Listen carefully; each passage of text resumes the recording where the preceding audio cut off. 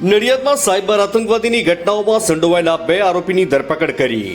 Gujarat anti terrorist squad એટીએસે નડિયાદથી cyber આતંકવાદી પ્રવૃત્તિમાં સંડોવાયેલા 18 વર્ષીય જસીમ શાહનવાજ અંસારી અને એક સગીરની ધરપકડ કરી છે.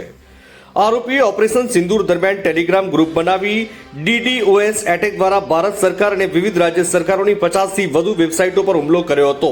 આ બંને આરોપીઓ દ્વારા સરકારની વિવિધ વેબસાઇટોને ડાઉન કરવાનો પ્રયત્ન કરાયો હતો. સાથે ટેલિગ્રામ ચેનલ પર દેશ વિરુદ્ધ ઉશ્કેરણીજનક સંદેશાઓ પણ પોસ્ટ કરવામાં આવ્યા હતા.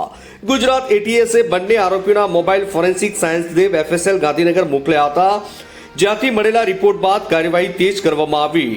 પોલીસે તપાસ દરમિયાન જણાવ્યું કે જસીમ અને અન્ય કાયદાના સંઘર્ષમાં આવેલા કિશોરે ભેગા મળીને સાયબર વોર શરૂ કરી હતી. કોર્ટે બંનેના 5 દિવસના રિમાન્ડ પર મોકલ્યા છે.